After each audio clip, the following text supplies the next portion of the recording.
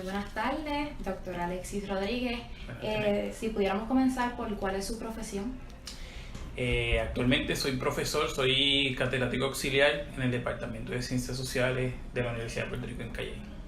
Okay. ¿Y qué aspectos ha estudiado referente a los videojuegos? Mira, con relación a los videojuegos yo he estudiado varios aspectos. Yo comencé haciendo mi tesis de maestría sobre el vínculo entre la violencia y los videojuegos.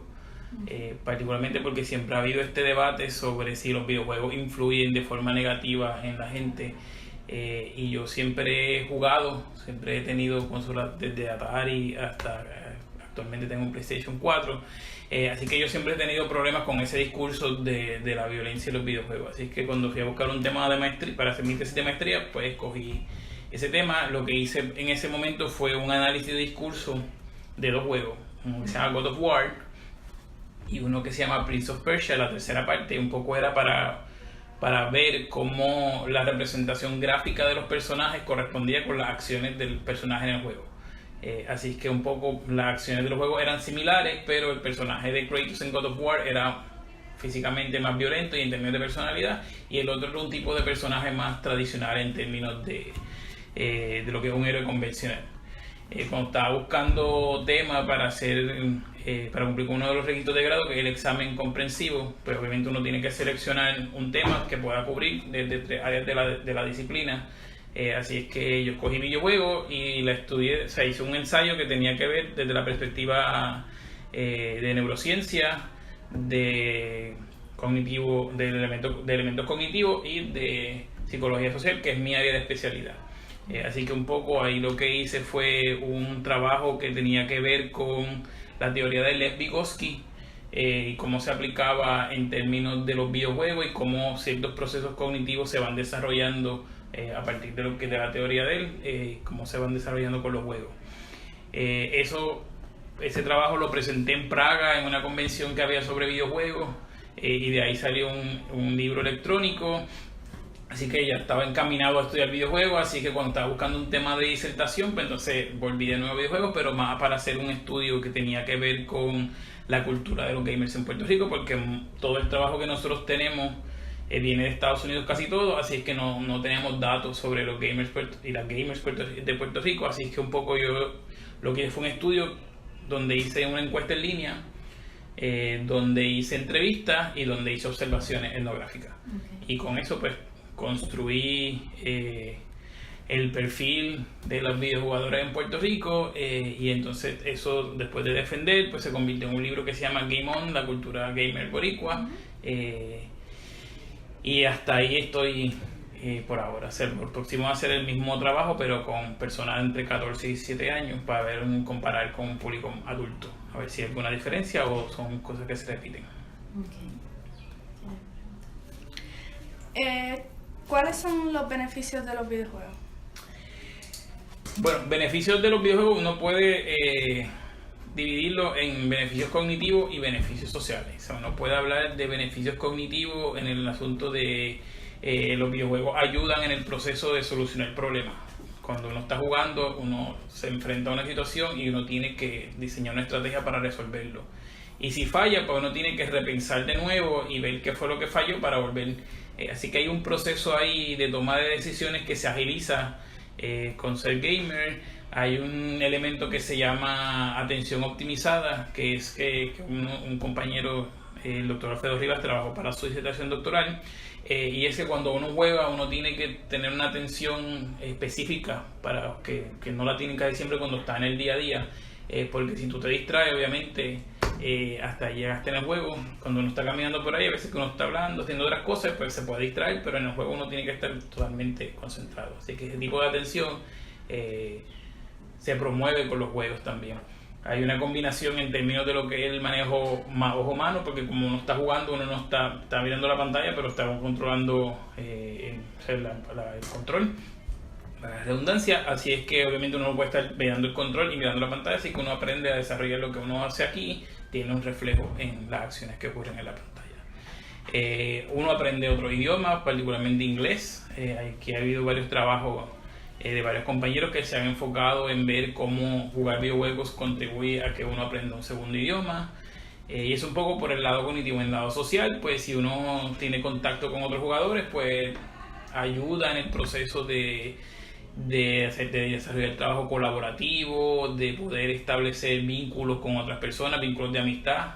En parte de la encuesta salió a relucir que la gente empieza siendo amigo de alguien en línea y después se encuentran y continúan ese vínculo de amistad fuera en el mundo real. Aprende uno también a resolver posibles conflictos con la gente. Desarrolla roles, si está jugando un juego colaborativo, o sea, hay gente que tiene un avatar que es un healer o que cura a otros personajes, hay otros cuya función es ser el que ataca, así que obviamente tú aprendes a desarrollar roles y toda esa teoría de George Herbert Mead sobre la forma en que nosotros aprendemos el contexto social, pues también sirve para, o sea, uno lo ve también en los videojuegos. ¿Y conoce las clasificaciones de los videojuegos según el Entertainment Software Rating Board de la ESA? Sí. Sí. ¿Y cuál es su opinión sobre esa clasificación? Mira, un poco para contextualizar el asunto, el ESRB surge en 1994, un poco por la preocupación que había en ese tiempo con un juego que se llama Mortal Kombat. Así que el ESRB lo que hace es, como ocurre con las películas, crea esta clasificación pues, y para todo el mundo, teen para adolescentes, mature para un público más adulto y adult only solamente para personas mayores de edad. Así es que eso ha estado en discusión en estos tiempos, particularmente el presidente Trump había hecho una campaña de que tenemos que regular los juegos están regulados desde el 94. El problema no es la clasificación, el problema es que si los padres y las madres no la siguen, pues entonces los niños van a tener acceso a un juego que no está diseñado para ellos. Así que, citando a uno de los entrevistados de mi libro, el problema no son los juegos, el problema son los padres. Si no hay una supervisión adecuada, pues esos juegos que son destinados para adultos los juegan menores de edad. Y ahí es donde podemos tener algún tipo de problemática. Okay. Y usted es psicólogo, ¿no? Social, sí. Social. ¿Y usted puede estar de acuerdo con que las mentes de los niños son fáciles de moldear o manipular, no? Los niños son bastante sugestionables, eso sí es cierto. Y basado en eso, es correcto decir que hay ciertas cosas a las que los niños pues, son más susceptibles, ¿no? Sí, lo que pasa es que los juegos no están... O sea, la idea no es que los juegos no sean niñeras de los niños. O sea, la idea no es que usted prenda una consola y ponga a un niño o una niña a jugar y se vaya. Tiene que haber un proceso... Es como cualquier tipo de entretenimiento. Si usted deja... ¿cómo es que se llama esta novela? La Rosa de Guadalupe. Si usted sienta a un niño a ver La Rosa de Guadalupe solo, pues yo no la veo, pero más o menos ya debo entender, o sea, ya tantas novelas y hay una fórmula de la novela establecida. Así es que si usted pone a un menor a ver televisión sin supervisión, va a pasar lo mismo que si juega videojuegos sin supervisión. O si lee, qué sé yo, tú lees un libro como Filosofía en el Tocador de Marqués de Sade, pues ese libro no es para niños, pero obviamente si tú lo tienes dentro de tu librería y está al lado de Hansel y Gretel, por otro cuento de la mano Grimm, obviamente si coges Filosofía en el Tocador, pues puede tener un efecto, porque la persona no está preparada en ese momento para leer eso, o para ver ese programa, o para jugar ese videojuego. Pero considera que realmente los niños son, o sea, lo están haciendo solos, los padres pocas veces están al lado del niño. Sí, lo que pasa es que los videojuegos son un entretenimiento costoso. O sea, un juego nuevo está casi siempre entre los $65, ronda alrededor de los $65. Y si tiene una clasificación de mature o adult only, cuando vaya a la tienda no se lo van a vender. O sea, es el padre y la madre quien lo compra, quien lo paga y no lo administra de forma adecuada. Porque o no ves reviews, o ahora estamos en la época que tú puedes ver en YouTube el gameplay de alguien, así que tú lo que tienes que hacer es poner el juego. Y yo tengo un ahijado y mi ahijado, que ahora tiene 14 años, pero hace como 2 años, cuando salió Grand Theft Auto 5, pues el papá lo compró. Y entonces un día lo estaba jugando, pero su mamá estaba allí y su mamá me llama y me pregunta, mira, está jugando ese juego que tiene una reputación mala, y yo, ¿qué está haciendo en el juego? Nada, él coge un carro y va a pasear por la ciudad, porque es un mundo abierto y obviamente lo que tú quieras hacer en la ciudad. Yo le dije, pues déjalo que guíe por ahí, ella está ahí con él, así que si empieza algo a ver que él hace algo que ella entiende que es preocupante, pues ella se sienta y habla con él. Sí, conozco gente que sus hijos juegan Call of Duty y son muy buenos, de 11, cuando en ese tiempo la persona tenía 11 años, pero jugaba con su papá, y después el papá le tiene una charla con él, explicarle, mira, eso que estás viendo ahí es esto, como que un poco para que pueda suavizar el impacto, si alguno, de ese tipo de entretenimiento. Pero era muy bueno jugando Call of Duty, me daba unas pelas horribles. Y tenía 11 años, así que un poco, o sea, su nivel, yo tuve problemas en transición de consolas porque yo tuve que adaptarme al cambio tecnológico. Alguien que está más joven, pues el cambio se le facilita, porque un poco, así que yo tuve que pasar por un proceso de adaptación. Entonces, el problema está en el control que se le da, el acceso que se le da a los niños de los juegos. Sí. ¿Y esto se puede utilizar como una herramienta para aprender en la escuela? Sí, hay una cosa que se llama gamification, que es o sea, nosotros vivimos en una sociedad que parte de esa premisa. Cuando usted va a comprar, no sé si le ha pasado, usted va a comprar a un lugar y le dicen, dame tu número de teléfono para darte puntos. O sea, hay un sistema de recompensa para que usted siga consumiendo. Cuando va le dicen, si llenas esta encuesta te doy un $10 gratis o 10% de la próxima compra. O sea, eso parte de la premisa de una lógica de juego para mantenerle todo el tiempo ahí. Así es que en el contexto de la enseñanza se puede utilizar también. O sea, hay gente particularmente, la primera referencia que yo puedo pensar son los juegos de Assassin's Creed. No sé si lo han jugado. Assassin's Creed es un juego que está situado en diferentes momentos históricos. O sea, tú tienes el primer juego en la época de las cruzadas, el segundo, tercero y cuarto juego es durante el Renacimiento, el próximo es en la Revolución Norteamericana, el otro es la Revolución Industrial, después hay uno en la Revolución Francesa, el último en Egipto. Así es que está en momentos históricos y uno interactúa con figuras históricas. Yo recuerdo, conocí a una persona en esa conferencia de Praga que les decía que jugaba mucho Assassin's Creed del Renacimiento, y cuando él fue a Italia, él fue a los lugares que él había visitado en el juego, que él entendía que eran de importancia histórica. Así que él aprendió mucho del Renacimiento jugando Assassin's Creed. Hasta el punto que el último Assassin's Creed tiene una versión que es para turistas.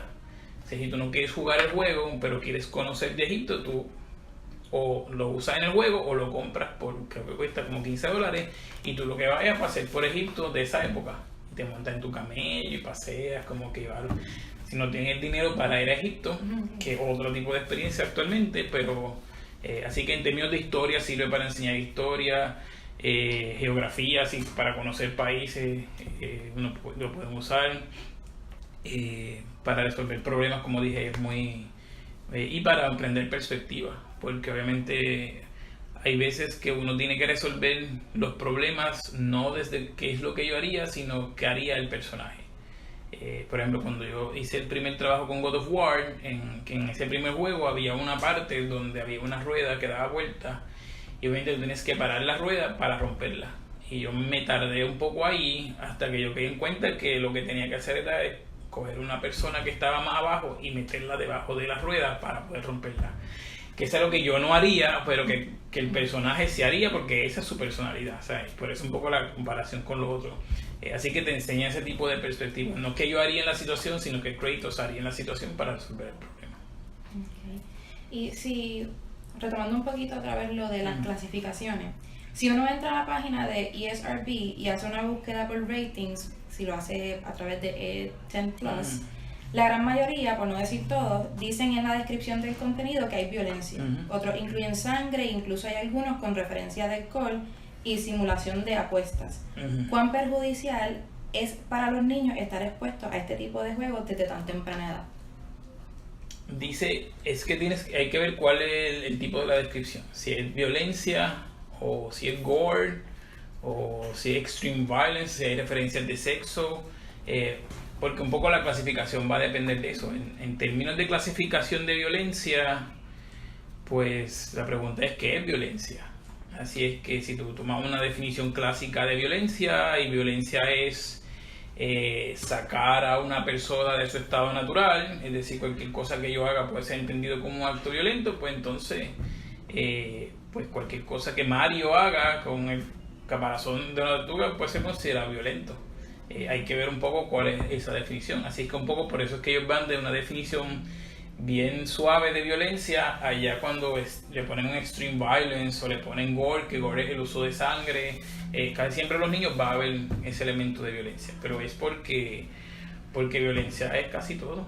O sea, en términos de interacción, si yo incluso te hablo fuerte, tú puedes entender que eso es, o sea, agresivo o violento, como que así que un poco ellos están manejando una definición que si por cualquier cosa que hagan, pues le voy a poner que tiene un elemento de violencia, pero un elemento más bajo que si lo pongo en un juego para adultos, o incluso el juego puede cambiar. Había un juego que se llama Grand Theft Auto, creo que era San Andreas, que tenía una secuencia que tenía que ver con uno realizaba ciertas cosas en el juego y había una secuencia de sexo sexual en el juego que alguien había programado inicialmente, que después decidieron no ponerla, pero ya la programación estaba puesta, así que la dejaron, y el juego tiene una clasificación de mature, y cuando alguien la encontró, porque alguien siempre la encuentra, la encontraron, y entonces automáticamente recogieron todos los juegos y la sacaron con clasificación de adults only, porque ellos vieron que ya sabía para la población de mature como que ya estaba un poco más fuerte, así que ellos lo querían exclusivamente para adultos.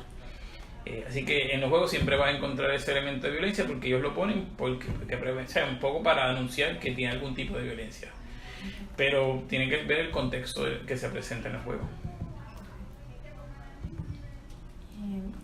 ¿Cree usted que los videojuegos pueden tener alguna desventaja o efecto negativo, ya sea a nivel psicológico o de salud? Mira, en términos de desventajas, lo que durante la investigación, particularmente durante la entrevista, se ha reducir, algunas personas tenían poco control de manejo de su tiempo. Es decir, empezaban a jugar y entonces descuidaban relaciones de amistades o relaciones familiares por estar jugando, o descuidaban su estudio y entonces se afectaba negativamente su desempeño. Así que un poco en términos de salud también hay una cuestión de que si promueve el sedentarismo, es decir, la persona pasa demasiado tiempo sentada jugando y obviamente no hace otro tipo de actividad física, y eso se puede traducir en sobrepeso o en problemas de diabetes eventualmente y en otro tipo de complicaciones de salud. Eso sí, esa preocupación siempre está por ahí. Lo que se espera en el futuro, un poco hacia donde vamos en términos de desarrollo tecnológico, es la promoción de una cosa que se llama realidad virtual.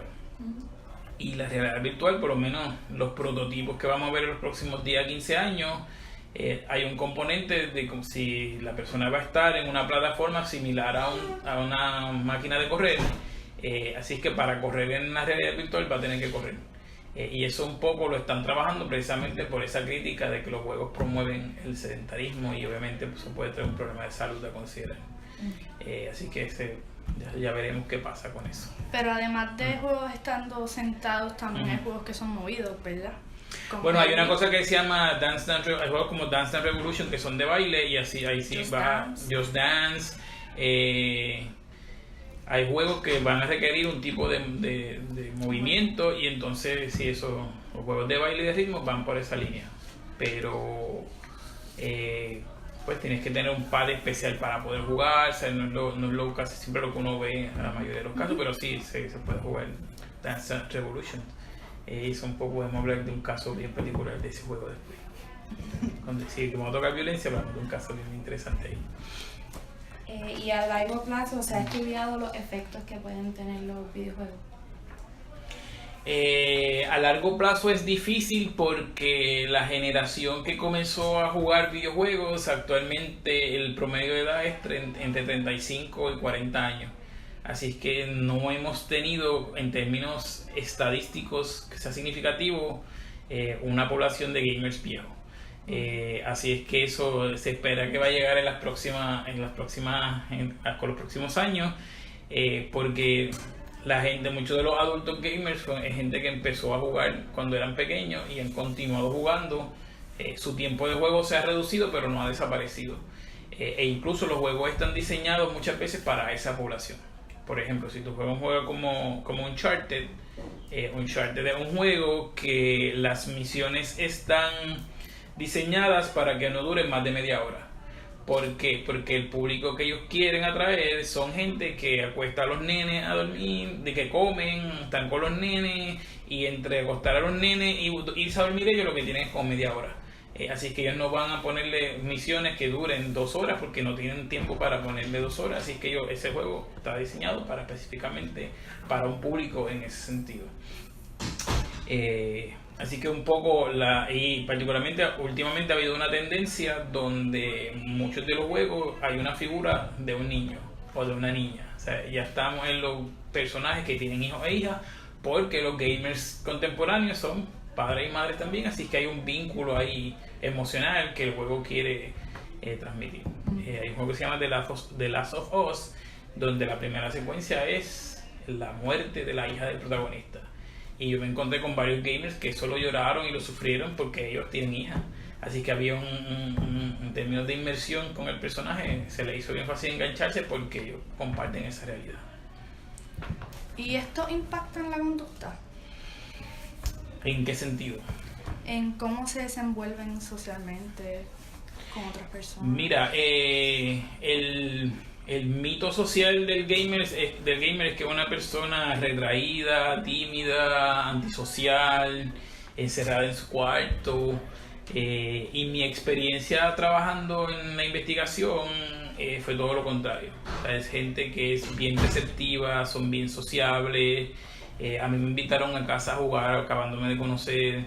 Me invitaron a otro evento, me empezaron a hablar. O sea, es un asunto de que si tú estás en su espacio y estás allí, ellos entienden que tú eres parte de la comunidad. Incluso ellos lo decían que cuando estaban en eventos donde había otros gamers, ellos sentían en familia. O sea, no había quizás con otras personas, es como todo. O sea, si no tienes un elemento de un vínculo en común, se te hace más difícil interactuar que si ya la gente, si tú eres fan de las películas, encuentras a otro fan de las películas, pues fluye más la interacción. Y así que con ellos, en ese sentido, mi experiencia fue contraria a lo que ya yo pensaba que iba a encontrar, porque socialmente la idea era ser imaginario del gamer de una persona solitaria y tímida, y mi experiencia fue que no. ¿Y es posible que un jugador regular, no sé, que esté más de 2 horas al día, confunda la realidad del juego con la realidad de la sociedad? Mira, ese problema es poco probable. Incluso en esta semana yo estaba en un comité de segundo miembro de una defensa de tesis, donde el trabajo que la persona estaba haciendo era validar unos instrumentos que tenían que ver con apego al personaje, un poco para medir cómo cuando una persona creaba un avatar, qué tanto apego había, y un instrumento que tenía que ver con identidad, para medir específicamente si ese apego al personaje incidía en los perfiles de identidad de la persona. Y obviamente la investigación fue buena porque los dos instrumentos de forma separada se validaron para investigación, pero cuando se pusieron juntos la correlación fue bien baja. Lo que significa que cuando la gente juega, la gente entiende que está en un juego y que lo que está viendo ahí no se vincula con la realidad. O sea, si mi avatar muere, yo no sufro, porque sé que es un avatar y que está en un juego. Así es que hay un asunto de apego porque yo lo creé, porque yo lo desarrollé, pero tampoco es como perder un familiar o una mascota en ese sentido. Así que ellos están claros de realidad versus videojuego. Ahora que ella menciona las horas, ¿usted cree que hay un tiempo límite para jugar por día? Es que eso va a depender. O sea, un asunto, particularmente con asuntos de adicción, va a depender de qué tipo de gamer uno es, porque ahora hay una cosa, hay una categoría que es un gamer profesional, y el gamer profesional, en el caso de Puerto Rico no hay muchos, pero en Estados Unidos hay gente que vive de jugar. O sea, hay gente que tiene patrocinadores, que va a competencia, así que el nivel de jugar en esas personas va a ser mayor, pues, como cualquier otro tipo de deporte. O sea, si tú le dices a alguien, una persona está yendo mucho al gimnasio porque va por la mañana y va por la tarde, pero pues está en una competencia de fisiculturismo, pues tiene que tener ese patrón de ejercicio para definir su cuerpo. Y con los gamers pasa igual.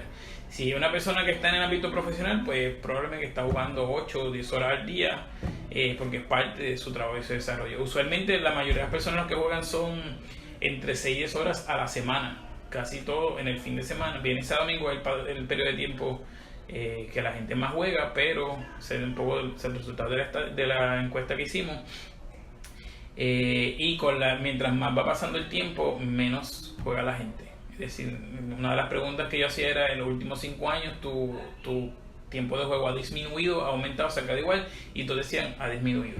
O sea, mientras más responsabilidad uno va adquiriendo en la vida, menos tiempo de juego tiene disponible.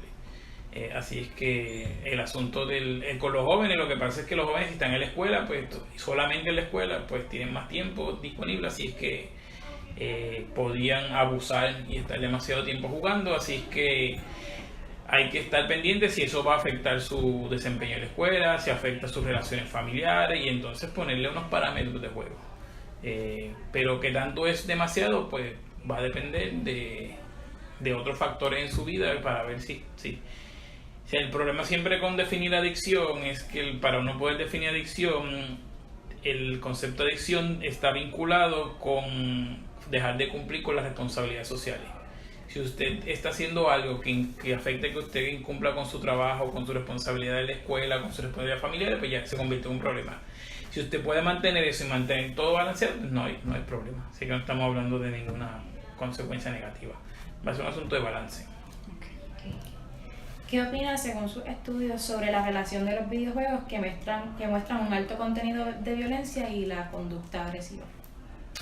Mira, en términos de conducta agresiva hay una cosa que se conoce como el rage quit. El rage quit es un fenómeno que ocurre cuando la persona está jugando y no le va bien, y entonces hay un momento en que la persona o empieza a gritar, o empieza a hablar malo, o empieza a tirar el control contra el piso, o empieza a insultar a alguien que esté cercano. Pero dentro de lo que es la teoría psicológica de frustración y agresión, pues obviamente está dentro de lo que es la teoría, porque lo que plantea la teoría es que si uno se enfrenta con una frustración, uno podría generar un tipo de expresión agresiva. Y lo que pasa con el rage quit es que cuando ocurre, lo que dura bien poco, o sea, realmente dura unos cuantos minutos. No es que la persona se queda molesta todo el tiempo, no es que va a salir a matar a nadie, así es que un poco ese asunto viene por ahí. Así que un poco dentro de la teoría de que si los videojuegos van a contribuir a hacer temas violentos, pues hay una teoría que dice que sí, que es la teoría de la estimulación, que dice que el comportamiento agresivo que tú aprendas ahí, pues obviamente lo va a llevar a expresar. Pero también hay otra teoría que es la teoría de la catarsis. Y la teoría de la catarsis lo que dice es que es al revés, que el hecho de no poder expresar comportamiento violento en los juegos disminuye la probabilidad de expresarlo en un lugar donde no es bien recibido. Así que un asunto que yo trabajé en la tesis era que los videojuegos son un espacio socialmente aceptado para transgredir, es decir, para romper la norma, porque no tiene consecuencias, porque lo que ocurre en el juego se queda en el juego. Así que un poco hay un asunto, pero la pregunta interesante es qué significa para nosotros la violencia. Así que un poco por eso mi posición teórica un poco va por Freud, porque Freud siempre decía que en el Malestar de la Cultura, Freud dice que el ser humano no es una criatura buena, sino que es una criatura que tiene una pulsión, y particularmente una que tiende hacia la agresión, y que obviamente uno lo sabe, o sea, uno sabe que los otros la tienen también. Así es que un poco nosotros somos sujetos de violencia. O sea, pensar que solamente la violencia está en aquellas personas malas, pues es un poco ingenuo, pero el asunto es cómo uno la maneja. Si uno la deja salir sin control, o uno encuentra un espacio adecuado para dejarla salir. O sea, los videojuegos hacen eso, los deportes hacen eso. Por eso es que la gente son tan fanáticos a los deportes. Si usted los ve gritando y los ve ahí y habla de nuestro equipo como si ellos jugaran, pero no juegan nada, es como que, pero hay un vínculo afectivo ahí. Pero ese gritar allí, pelear allí, hace que ese elemento agresivo salga en un lugar que está socialmente aceptado. Entonces los videojuegos, al igual que los deportes, se pueden utilizar como un método de desahogo, de desestresarse, salirse de lo normal para sentirse más cómodo. Sí, yo pienso que sí. E incluso hay una serie que se llama House of Cards, no sé si la han visto. En House of Cards, en las primeras temporadas, el personaje principal, que era esta persona que está en un mundo político bien tenso, su válvula de escape era ir a jugar videojuegos. E incluso hay unas escenas donde la esposa le dice, vete y juega porque no te puedo soportar ahora, así que ve allá, bota todo eso y entonces regresa y hablamos. Así, y un poco si está ahí es porque ya hay un entendido, o sea, está representado en esa serie, porque ya hay un entendido social de que sí cumple una función de ese tipo. Te relaja, obviamente te distrae, así es que un poco antes se jugaban juegos de cartas, juegos de mesa, ahora uno juega videojuegos, que siguen siendo juegos al fin del día. ¿Y cree que la Organización Mundial de la Salud hace bien en considerar el trastorno de videojuegos como una enfermedad mental? Yo creo que todavía falta mucha investigación, o sea, porque un poco hay que examinar cuáles son esos parámetros que ellos están usando para determinar si es un problema de salud mental. Y la pregunta es un poco, hay mucha gente que está entrando a jugar. O sea, hay todo un debate sobre realmente quiénes son gamers. Pues los gamers son los que juegan en la computadora, son los que juegan en la consola o son los que juegan en el teléfono. O sea, así que, y dentro de esa conversación de quiénes son o no son gamers, sin entrar en decir que unos están correctos y otros no, el hecho sin embargo es que cada vez más el número de personas que juega juegos en el teléfono va en aumento. Así que un poco lo que dice es que cada vez hay una mayor presencia de los videojuegos en la vida cotidiana, y por eso probablemente es que sale la preocupación de la Organización Mundial de la Salud de, bueno, cuál es el impacto que realmente tiene eso. Así que yo lo que pienso es que hace falta más investigación sobre eso. ¿Se considera un gamer? Sí, porque particularmente me lo dijeron durante, o sea, mi pregunta de investigación era esa, porque yo jugaba y después hubo un tiempo en mi vida en que mi tiempo de juego se redujo bastante y después regresé, pero cuando regresé ya tecnológicamente era otra cosa. Así que mi pregunta era inicial si yo era un gamer.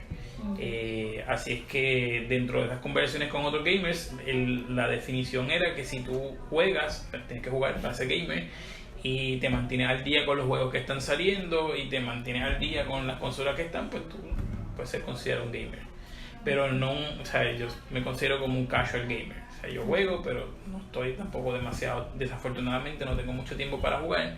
Sé que no soy un hardcore gamer, sino más o menos juego en este promedio de 6 a 10 horas a la semana.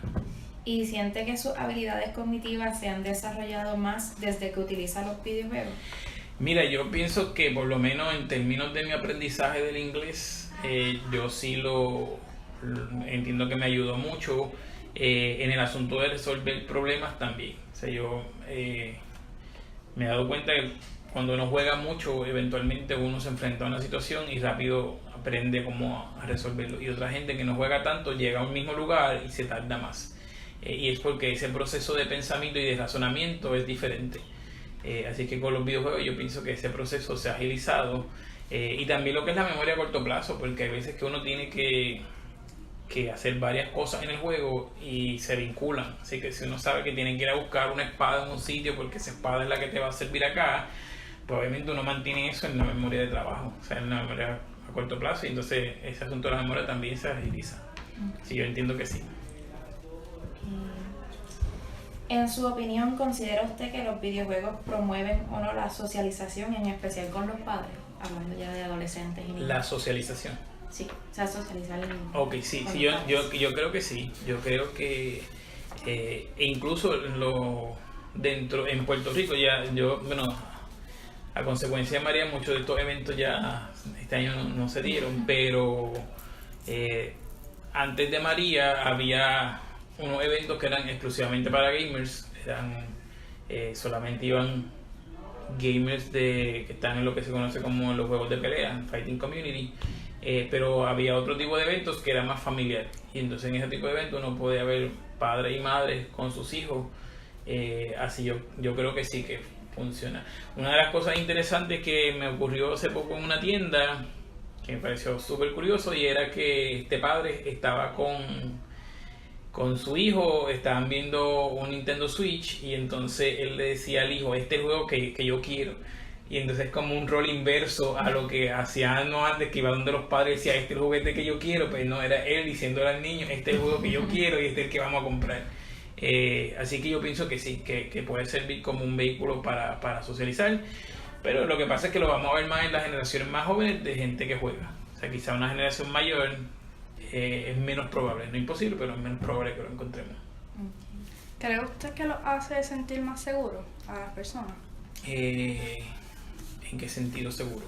En seguro de sí mismo cuando va a hablar con otras personas, porque muchos de esos juegos uno puede hablar por Bluetooth.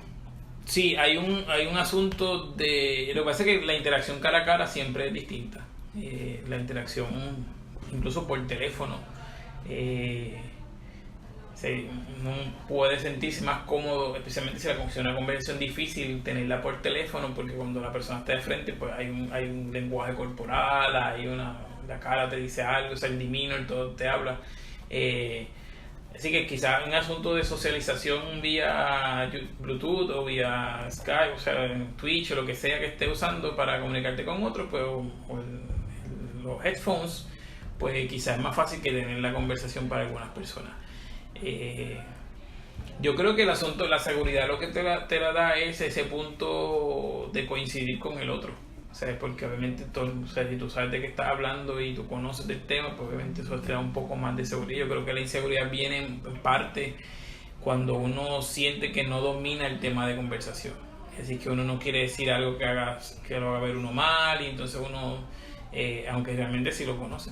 Así que yo creo que un poco esos espacios donde pueden promover ese asunto de seguridad, porque la gente va trabajando ese elemento y eventualmente le puede servir para otro espacio.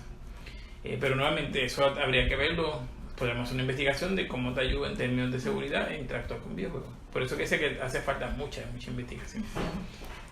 En su disertación La cultura del gaming en Puerto Rico, usted habla sobre una correlación negativa entre jugar videojuegos y el desempeño escolar. ¿Cree actualmente que existe ese desplazamiento que lleva al jugador a desplazar el tiempo a otras actividades en lugar de lo académico? El problema que hay es que hay una competencia por el tiempo, y desafortunadamente el aprendizaje se ha convertido en algo poco divertido. Es decir, cuando uno va una de las razones, y esto de un trabajo de un libro que se llama Si quieres leer, una de las razones por las que el autor dice que la gente deja de leer es porque la lectura, que era un pasatiempo entretenido para la gente en un momento dado, eventualmente se convierte en una obligación. O sea, usted va a la escuela y la escuela le asignan lectura y tiene que leer este libro para la próxima clase, así que la gente empieza a asociar leer con trabajo, y a nadie le gusta. O sea, uno trabaja por necesidad o porque uno está buscando otras cosas, pero sé que cuando ese vínculo se crea en términos de estudiar, pues empieza uno como que a tener un recelo y tengo que estudiar versus voy a jugar. Entonces, en ese sentido, si la persona no puede hacer un balance, podemos tener entonces ese elemento negativo, porque la gente va a preferir jugar más que estudiar o trabajar, y entonces ahí es donde vamos a poder tener los problemas. Así que todavía se mantiene esa visión. Lo que pasa es que nuevamente va a ser un asunto que la persona tiene que establecer un balance. Y si no lo puede establecer, pues obviamente sus familiares o personas cercanas se lo van a decir, mira, estás jugando demasiado, como que empieza a bajarle un poco a eso. Pero es lo mismo que pasa con cualquier actividad que es placentera. O sea, si uno genera un placer, uno va a querer repetirla. Así que un poco ese asunto siempre está presente. Y los juegos es una actividad que nadie te obliga a jugar. O sea, es una de las pocas, yo creo que es la única o de las pocas actividades en que la persona tiene que voluntariamente decir que quiere jugar. Si tú puedes obligar a alguien a leer, puedes obligar a alguien a estudiar porque tiene examen, pero no puedes obligar a nadie a jugar, porque no es parte del fondo de esta cuestión de voluntad, de que uno lo quiera hacer. Así que mientras sea divertido, más que estudiar, pues obviamente ese balance se puede producir. ¿Qué nos puedes decir sobre el acceso a los videojuegos a través del celular o la computadora? Mira, en términos del celular, y esto es un ejercicio que pueden hacer cuando estén en la próxima sala de espera del doctor o que van a pagar algo, la mayoría de la gente se mete a jugar. Lo que ha hecho nuevamente traer esta discusión de que cada vez están más presentes. Con la computadora es diferente porque muchos de los juegos en una época eran exclusivamente en computadora. O sea, porque la computadora era tecnológicamente más avanzada que las consolas, así que uno puede encontrar. Y hay un debate, los viejos gamers dicen que los verdaderos gamers son los que juegan en computadora y no los que juegan en las consolas.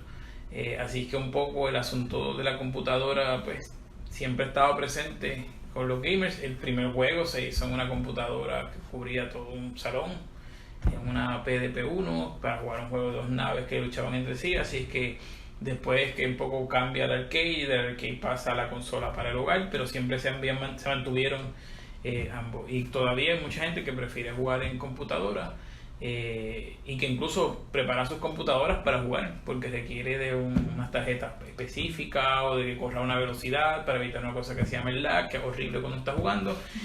Así es que hay todo un debate, y ya la computadora es una necesidad en estos tiempos, así es que ese vínculo bien fuerte entre gamers y la computadora. Y con respecto más bien a los niños, porque en el teléfono es más accesible un videojuego a través del teléfono y hay menos restricciones. ¿Cree que sería un aspecto negativo ese hecho de que haya menos restricciones? Pasa con es que los niños pues, va a depender de la edad. O sea,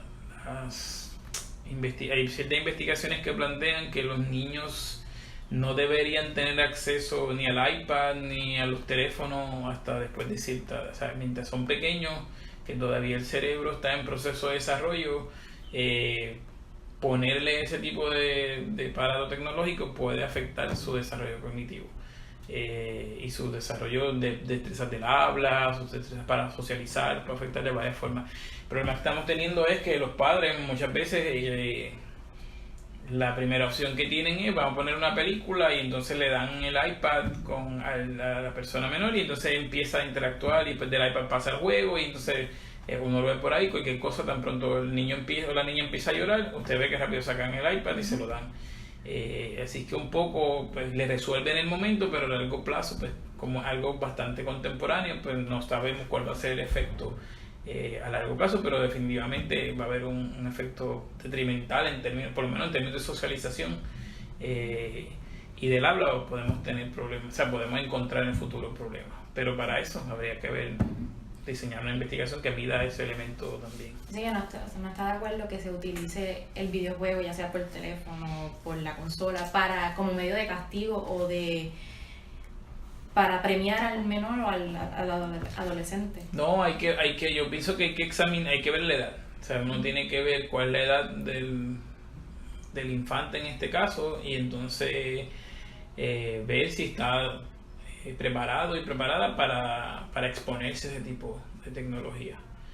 Hay una cosa que se llama, una gente que le gusta hablar de nativos digitales para referirse a una generación que nacen sabiendo de tecnología, lo que para mí es falso en el sentido de que el asunto es que han estado expuestos desde una edad más temprana y obviamente cuando uno es más pequeño tiene menos preocupación con tratar algo y equivocarse. Mientras uno tiene más años, se va poniendo mayor, pues ese elemento de fallar, pues uno titubea, uno lo piensa, uno analiza y obviamente se complica. Con las personas más jóvenes eso no está todavía, por eso es que es más fácil aprender idiomas bien pequeños que cuando ya uno es adulto. Así que un poco pues ahí para mí que no tiene que ver más con el acceso que han tenido y no como algo intrínseco que traen ya para manejar la tecnología. Pero nuevamente habría que ver cómo ese efecto temprano afecta eventualmente a la gente. Por lo menos de los gamers en la encuesta, muchos de ellos lo que dijeron fue que a los 5 años fue su primer contacto con videojuegos. Así que mi recuerdo es que no fue tan temprano, yo por lo menos creo que empecé un poco más tarde, creo que como a los 9 años. pero obviamente pues, muchos habían tenido ya ese tipo de contacto. Pero nuevamente no es lo mismo antes, que uno estaba en la consola donde estaba el televisor familiar o había un televisor en el cuarto, ahora que el teléfono está presente en todo momento. Así que quizás esa exposición, nuevamente son los padres los que tienen que establecer cuáles son los parámetros de cuánto tiempo y qué tipo de tecnología van a permitir que tenga acceso. ¿Y qué piensas sobre los casos de jóvenes que dicen que cometieron un crimen basándose en un videojuego? Mira, en esos casos, violencia y agresión son los temas que más investigación han generado. Y hay unas personas de apellido Anderson y Gentile que son, en algún momento eran como las voces más fuertes en denunciar cómo la violencia te puede llevar a cometer delitos, pero en sus escritos nunca pudieron establecer la relación causal.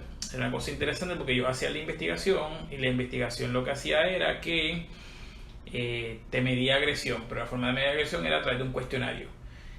Pero esa agresión podía ser provocada por la televisión o por leer novelas de Hunger Games, que cualquier cosa te podía dar los mismos resultados en el cuestionario. El problema es que uno no puede éticamente hacer una investigación para poner a alguien a jugar y ver que tenga unos resultados. Sabes que no vayas por ahí agrediendo gente. Así que un poco, incluso en algún momento llegó al tribunal y ellos tuvieron que admitir en el tribunal que no había una relación causal. Es decir, que exposición a juegos violentos no necesariamente contribuye a escenarios violentos. Recientemente esa discusión ha vuelto a surgir porque con los casos que se dan en Estados Unidos con los llamados school shooters, la gente que entra a escuela a disparar a los compañeros, ha habido una discusión de, bueno, es que esa gente juega videojuegos. Y entonces pues el problema con eso es que hay una generalización de jugar videojuegos, y un poco cuando hablaba ahorita de Dance Dance Revolution es porque Adam Lanza, que era la persona que disparó en Sandy Hook, cuando salió en los medios, sus características, uno de los criterios era que jugaba entre 10 horas a la semana videojuegos, pero el juego que jugaba era Dance Dance Revolution, que es un juego de baile, así es que cuál era el vínculo entre bailar en un arcade y disparar gente. Así es que, pero cuando tú dices, es que jugaba videojuegos, pues claro, si tú no sabes cuál es el juego, entonces lo traía. En el caso del Virginia Tech, que era una persona de apellido Shaw, que es la persona que cometió el acto, lo que era preocupante de él para sus compañeros de clase era que él no jugaba videojuegos. O sea, ese era el factor que ¿por qué? Porque como jugar videojuegos es una práctica común entre las personas jóvenes, pues ahora si tú juegas, no es lo que se ve mal, es si no juegas. Así que un poco hay unos autores de apellido Mark y Ferguson que tienen un libro que se llama Moral Combat, y ellos un poco, que del año pasado, y ellos lo que dicen en su investigación es que esa abstinencia a los videojuegos es lo que debería ser uno de los factores para poder identificar a personas que puedan cometer este tipo de actos, porque cuando uno está jugando significa que uno es capaz de establecer vínculos con otras personas, y ese vínculo con otras personas es parte de una mentalidad de la mente saludable, de un proceso de interacción, que al contrario, si no juega significa que está alejado de la norma y de la conformidad, y entonces eso es un factor más preocupante que el que está jugando videojuegos. Así que ha habido un cambio en términos de lo que es la práctica de videojuegos, de ser en un momento algo negativo, algo que ya un poco, como dijimos al principio, que se convierte en positivo. Los juegos sí te pueden enseñar, por ejemplo, táctica, o sea, dónde pararte, cuáles son las salidas. Ese elemento táctico sí te lo podría enseñar, pero eso no es suficiente. O sea, recuerdo que alguien me envió un video donde tenían a este joven que era bien bueno jugando Call of Duty, y entonces le dieron un rifle de verdad para ver cuál era la diferencia, y él casi se rompe la cara porque cuando el arma, cuando dispara, tiene un kick, así que cuando él fue a disparar, como él no está acostumbrado a disparar, pues obviamente, o sea, él puede tener conocimiento cognitivo de cómo moverse, si tiene el físico para hacerlo, o si tiene el adiestramiento de armas, pues lo podría llegar a hacer. Pero, o sea, el conocimiento puede estar ahí, pero si no tiene los otros elementos, pues no sirve. Okay. como última pregunta, pues le quiero hacer la pregunta con respecto a lo de la epilepsia fotogénica. ¿Sabe algo sobre ello y sobre realmente ha aparecido inclusive como una advertencia? Ha aparecido en los videojuegos desde que yo tengo memoria, particularmente desde Nintendo. Desde Nintendo es que empieza a ver la preocupación con la epilepsia porque el cambio de lo que ocurre en la pantalla es tan rápido que algunas personas han experimentado como una reacción, o sea que eso le ha activado su epilepsia, un tipo de epilepsia particular, y yo lo veo, todavía sale en las advertencias, así que obviamente no sé cuál es el estatus en términos de tratamiento para este tipo de epilepsia, pero sí es algo que ha sido constante, yo te diría desde los 90 hasta actualmente, una preocupación con este tipo de personas. Okay. No sé, ¿tiene algo? ¿Qué usted piensa de los videojuegos? En fin. Que espero poder llegar a jugar cuando esté viejo, que son parte del proceso de aprendizaje de la tecnología. O sea, yo aprendí a grabar cosas, o sea, a tener algo que se mantenga, no en la computadora, sino en el videojuego. Darle save y conservar la partida, o sea, que era algo que antes uno escribía algo y lo escribía ya. Esa cuestión de mantenerlo. Así que sirve para uno poder aprender cosas tecnológicas, la capacidad, cuánta memoria tiene, cuánto corre, como que son cosas que uno va aprendiendo sin darse cuenta, y yo creo que uno los puede usar particularmente en términos de enseñanza, se pueden utilizar, se tienen muchas aplicaciones, y yo pienso que estamos en un momento histórico interesante donde el giro hacia las investigaciones con videojuegos ya se está alejando cada vez más de lo que es violencia y adicción para explorar otros tipos de posibles beneficios. Yo lo que sí estoy seguro es que los videojuegos van a estar aquí por mucho tiempo, que vamos a seguir viendo una evolución tecnológica que los va a acompañar. Ahora lo que viene por ahí es el VR, y el VR no solamente es para juegos, o sea, en términos médicos, hay personas que lo han empezado a usar para mejorar el estado de ánimo de los pacientes, pero cuando uno está en un hospital, los hospitales tienden a ser espacios bien depresivos, las paredes son blancas o verdes, y uno es frío porque obviamente el